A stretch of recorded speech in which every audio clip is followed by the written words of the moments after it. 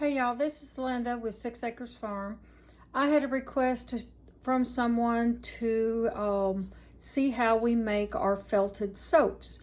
And what we do is we start out with a bar. This one happens to be Oil of Olay, but I use many different fragrance bars.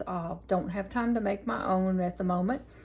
So we start out here, and then after I put the fiber, and this is sheep's fiber, and this is what we call our marble soaps. This is what they look like before, and we will try to get you a video of the after. And don't forget, if you like what you see, please go down below and subscribe and give us a thumbs up, and we'll show you more about life on the rescue farm and how we raise money to support our animals. Okay, and here is the second version. We start out with the bar of soap, and then I take this raw fiber right here, which I have washed and combed and boiled all the lanolin out, processed it, and I put it on the bar of soap like this. So you see it's kind of fat and scruffy looking. And this is the bar of soap after I felted it. So you can see quite a difference in the shape of the bar and the coloring. And that's just one of the many ways that we felt our soaps. And this is the marble soap, and you see all the marbling. And I will show you this bar after I felt it, and we'll see the difference in that one. This is one of the first phases. I get the bar of soap wet with hot water, and I start squeezing it, and it starts, the soap starts working in there. And I will use friction and hot water to begin with. And when I'm done with that and I feel like it's soaked or it's felted close enough to the bar, then I will put cold water on it, and I'll squeeze all the excess liquid out, and we will get this, and we will let it dry before we can use it. Okay, this is about 5 minutes of scrubbing. You can see the soap is already working, and it's already smaller in size. Okay, another couple of minutes of scrubbing. As you can see, I'm getting quite a little lather, and I'll have to correct this. This was a larger bar than the Oil of Olay. I realize now. But after I do this and I add friction and hot water, and you can see that the sheep's fiber is shrinking and getting closer and closer to the bar of soap. It's quite a difference in the original one that we saw, which was very large. So it shrunk about half, and it's a little loose still, so I have a little bit more felting to do. Okay, so here's what we ended up with. Like I say, this was a little larger bar, but I'll make another one later so that you can see how the other bar shows in size. But it's actually a beautiful bar of soap, and it's nice and tight. It's not fluffy anymore like our fiber, but it all shrunk down with a lot of scrubbing, and I scrubbed about 15 minutes, and this is what you get.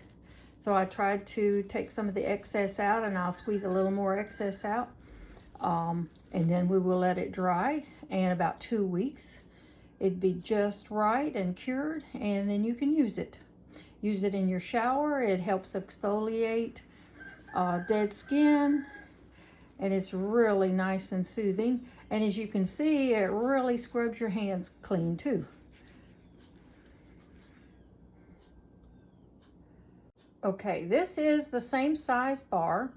This is before, which is nice and fluffy and fat and very squishy, very loose. I did needle point it, needle felt it a little bit, so it would start out being a little tighter, and you can see this is very tight. But this is the same size bar, and if you look at the size, I'm going to put them real close together, so the next picture I take, they will be just in this fashion, and you can see the difference in how much it shrunk. This is the same bar I showed you a few minutes ago. This is only with one dunking in hot water, and I've squeezed and got it nice and moist, and now I will start to felt now. And as you can see, it's coming along nicely. It's starting to felt, it's getting tight, so it's not as squishy.